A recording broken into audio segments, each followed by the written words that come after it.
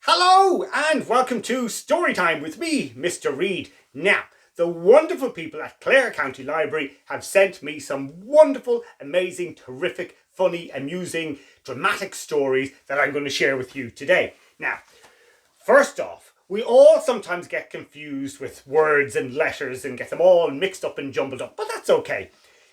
This very clever individual, Fiona Killeen, came up with a method to help her when she got mixed up with the letters P, D and B. And she has it all sorted out here. One day I got mixed up with P, D, B, but then I got an idea to make a book, and I made a book with the letters that I got mixed up with at school. Ingenious. The cat was sad. She had a sore tail. We took her to the vet. He told us what to do. I hope my cat will be better soon. My cat's name is Fiona, just like me. And there is the cat, looking much, much better now. So Fiona made this very clever little book, and it's like a puzzle. Can you help Bumblebee, Patchy Panda and Digger Dog to find their letters? And she has Bumblebee there, and the panda and the dog, and all the P's and B's and D's, and one goes this way and one goes that way. It's very, very clever. I like it a lot. Yeah. So this story is by Finn, who is aged 10, from Cratloe, County Clare. Soggy Sock and the Salmon of Knowledge.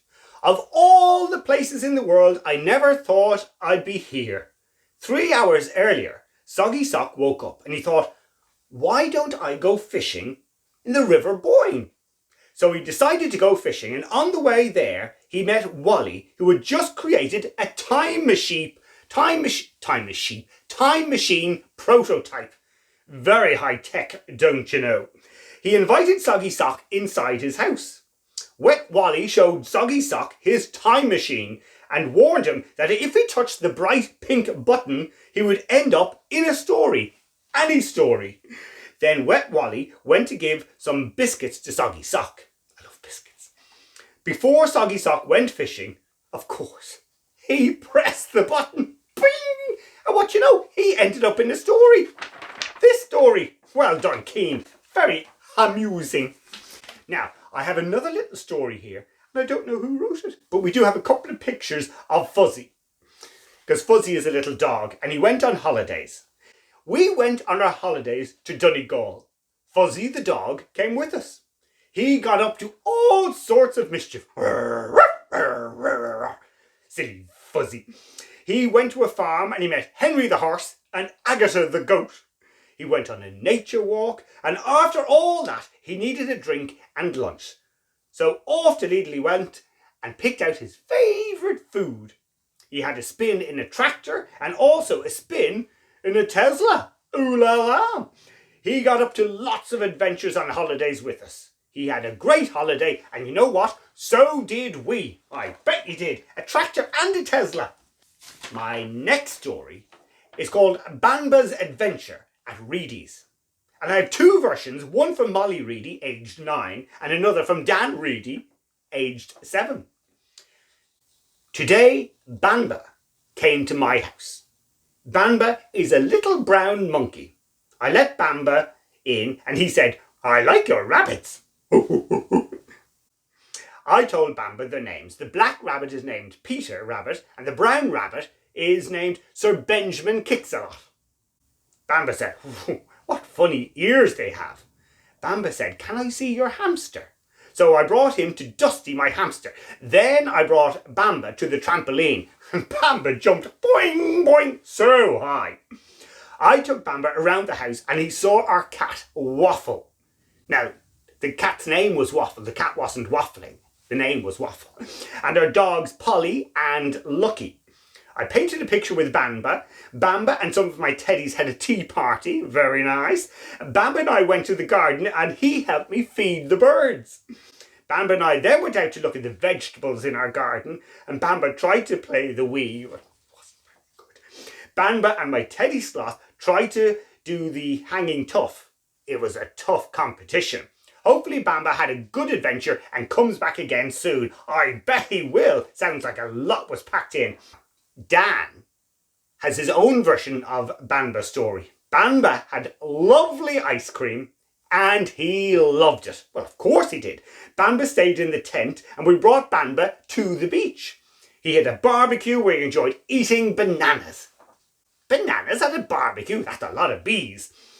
Banba watched our mom work in the garden and Banba tried to drive our car. Our puppy, Lucky, nearly tried to eat Banba. Oh dear. He was playing on the computer when we had our backs turned. He even tried on my glasses. He tried to ride my bike. Banba ate lots of apples on his holidays here. Banba couldn't get in the pool as he wasn't able to swim, but he watched us swimming in there. And Banba took my mom's cookbook. I wonder what he's going to cook. Roast chicken. Banba played tag and basketball, which brought him to the end of the day. A fun-packed day. He loved being at our house, and I hope he comes back soon. Well, I think Banba had a wonderful time with Dan and Molly, and of course he'll be back again someday soon. Now, Brid Finn has sent me a little kind of a poem and a wonderful story, and she is age 9, and she's from Cratloe in the beautiful County Clare. And she loves to read Leaping Lily Pads, OMG, what has happened to my Vectorines? Ear to ear, toads overtake all of my garden. Rocky roads, eaten, all my garden gone. Dirty little toads, I'm going to pay them back. One sunny day, Bridget was walking along a sandy beach at sunset. And all of a sudden, a beautiful golden-locked mermaid appeared. She told me she needed my help for something very important. First, they both introduced themselves, of course. Bridget started, "Hi, my name is Bridget." "What's your name?" said Bridget. "Hi, my name is Miko. Nice to meet you," said Miko, very politely. Then Miko explained that the Queen is having a daughter, but the kind Queen is very ill, and so ill that the Queen might not get her little girl. Miko touched Bridget and she magically turned into a mermaid. She was gorgeous. She quickly dived into the water to join Miko. She showed her around the city, and when they came out of the Adopt a Pet shop, Bridget saw an abandoned dolphin. The dolphin was sure her fin was cut. Also, she needed a friend, so Bridget decided she would adopt her. So she went into the shop and said to the man, "Her name is Snow Angel." Bridget was delighted. She told Miko everything. Then Miko asked, "What's her name?" "Well, her name is Snow Angel," said Bridget kindly. Then they realised all of a sudden they were at the castle. The walls shimmered with all of the sparkles, diamonds and pearls and a golden background. Everyone said, "Oh, wow," when they saw it, except for Miko, since she'd seen the castle before, so she just giggled warmly. Then they went to the Queen's bedside. The Queen had grey eyes. Bridget knew this because her mom was a doctor, and she knew the antidote for this. They would have to go on a quest. Snow Angel said, "I'm scared," and Bridget comforted Snow Angel because she is only a baby after all. And off they went on their big quest. Bridget said, "We are looking for a seaweed called arc-en-ciel," and told Miko where they could look. We were looking in the seaweed maze. All of a sudden, Snow Angel came up with a curious look and said, "What does arc-en-ciel seaweed look like?" "Well, it looks like a rainbow, since arc-en-ciel means rainbow in French," Bridget said. That's when they saw the seaweed. When Miko was about to get the seaweed, dun dun dun, a shark came, took the seaweed and disappeared into a load of other sharks. Well, after that, Bridget remembered that her purse that she'd left on the beach had all kinds of seaweed in it. So Bridget swam as fast as she could. Miko turned Bridget back into a human and she ran up onto the rocks on the beach and got her purse. She looked inside her purse, and at the very bottom of her purse was the arc-en-ciel seaweed. Ooh la la! Bridget ran back to Miko, and Miko transformed her back into a mermaid. They rushed back to the palace. Bridget gave the seaweed to the queen, and after that she called for her husband and the baby clothes. Then there was a scream, ah! And then there was a baby giggling, and after that we were called into the room. Oh, the baby was so cute. Oh, the cute little baby. As they were about to leave, the queen started to speak. Thank you. You have healed me. I shall reward you with this amulet.